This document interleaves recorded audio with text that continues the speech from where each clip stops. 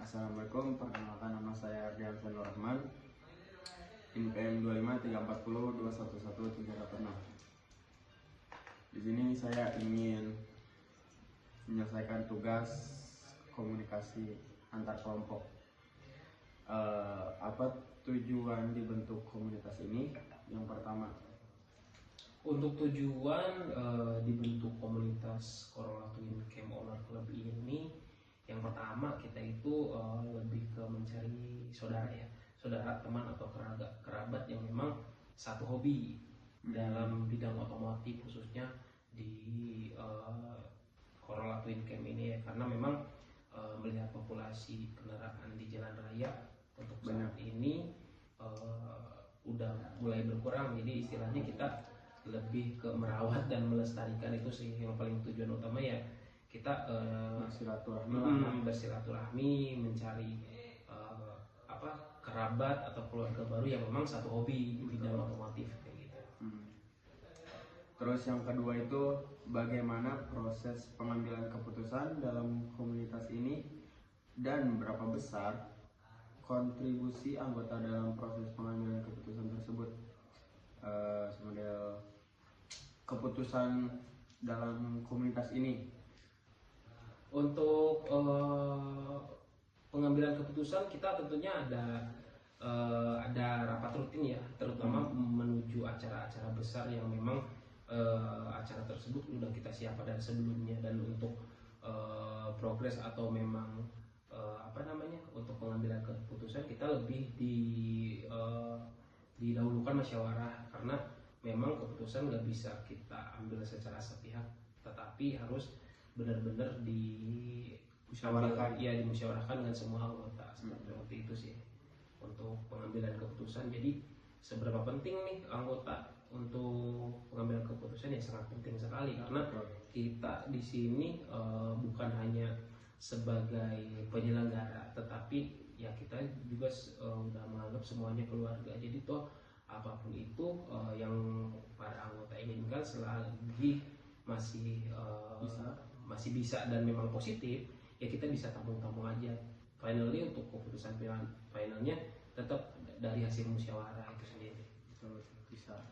Lalu pertanyaan ketiga, apa saja kegiatan atau program yang paling sukses atau berkesan yang pernah diselenggarakan oleh komunitas ini?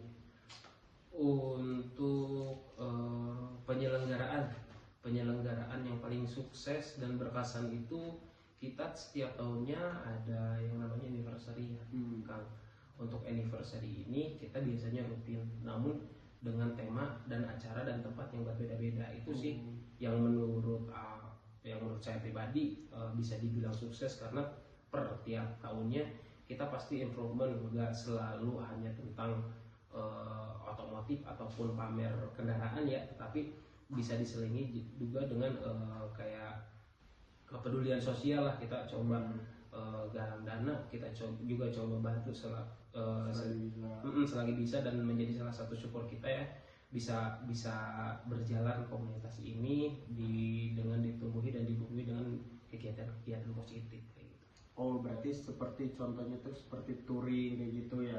Nah, kalau touring itu biasanya kita bukan acara tahunan ya, tapi kalau misalkan ada event dan memang ada undangan juga, itu kita sering kali diundang di acara-acara komunitas lain untuk menghadiri acara tersebut, dan biasanya di luar kota itu kita sering sih melakukan touring seperti itu. Oke. Lalu pertanyaan keempat itu, apa dampak nyata yang telah diberikan komunitas ini kepada anggotanya atau masyarakat sekitar?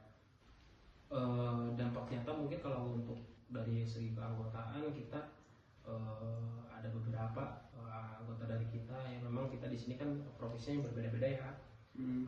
Profesi kita berbeda-beda, dan kita bisa sharing mengenai pekerjaan, pengalaman, dan memang kalau memang misalkan kita punya wewenang ataupun punya kedudukan dan bisa untuk membantu ya, kita nggak keluar dulu, masih dalam internal kita ya, kita bisa sharing-sharing mengenai pekerjaan, atau kalau memang misalkan dari kita ada posisi yang kosong kita bisa ajak teman-teman untuk bekerja kayak gitu. Terus di sisi lain kita juga komunitas kita juga udah ada bengkel, jadi ada beberapa anggota kita yang memang sebelumnya belum bekerja ya sekarang sudah ada bengkel dan menjadi bahan usaha untuk orang tersebut kayak gitu. Kalau untuk dampak dari masyarakat mungkin kita bukannya nggak ada dampak ya Kang, tapi untuk segi kemasyarakatan kita karena SDM kita terbatas dan finansial kita juga terbatas, paling sesekali kalau memang misalkan kita ada rezeki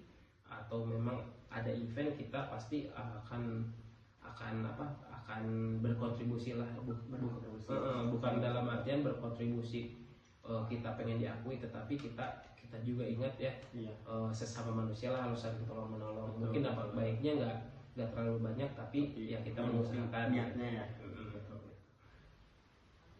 Lalu yang pertanyaan yang kelima itu, apa peran media sosial atau platform digital dalam komunitas ini? Untuk peran media sosial penting banget sih, untuk perannya cukup lumayan besar peran media sosial ini, karena memang dari kalangan masyarakat dan semua anggota yang sudah bergabung di komunitas kita di Kololatuin Camp Owner Club ini rata-rata semua tahunya dari sosial media dulu. Betul. Tahunya dari sosial media dulu, dan memang kita awalnya cuma hanya 4 kendaraan ya di kota, dan banyak dari daerah yang memang sama mempunyai hobi dan kecintaan sama, dan sekarang udah lumayan alhamdulillah banyak untuk area kota ini. Jadi untuk peran media sosial yang sangat penting, karena di sana kita bisa share mengenai kegiatan kita apa aja, anggota kita ada siapa aja kayak gitu. Terus mengenai silaturahmi dengan komunitas yang lain juga kita seringnya share lewat media sosial, karena kan kalau misalkan dari satu komunitas ke komunitas lain, kalau toh memang kita nggak ada kontak secara langsung ya kita invite melalui media sosial itu sih. Dan di sana pun kita bisa share kegiatan-kegiatan positif yang mungkin bisa ditiru ataupun kita meniru kegiatan positif dari komunitas-komunitas yang lain itu sih. Berarti semodel apa tuh dalam media sosial ini agar menarik para komunitas lain biar bisa bergabung, seperti itu ya, biar bisa kerjasama lah, karena kan untuk hal-hal positif ini ya kita harus dikembangin ya, harus dilestarikan lah kalau hal-hal yang positif. Cuman memang ini balik lagi ke pribadinya masing-masing. Ada juga toh jangankan di luar di internal kita juga ada juga sih sebagian, tapi ya kita gimana caranya dengan kesadaran dan keadaan seperti ini, dengan seada-adanya kita bisa, intinya bisa berpengaruh lah di masyarakat seperti kata pertanyaan sebelumnya ya, kita juga masih bisa menyisihkan kayak gitu sih. Terima kasih.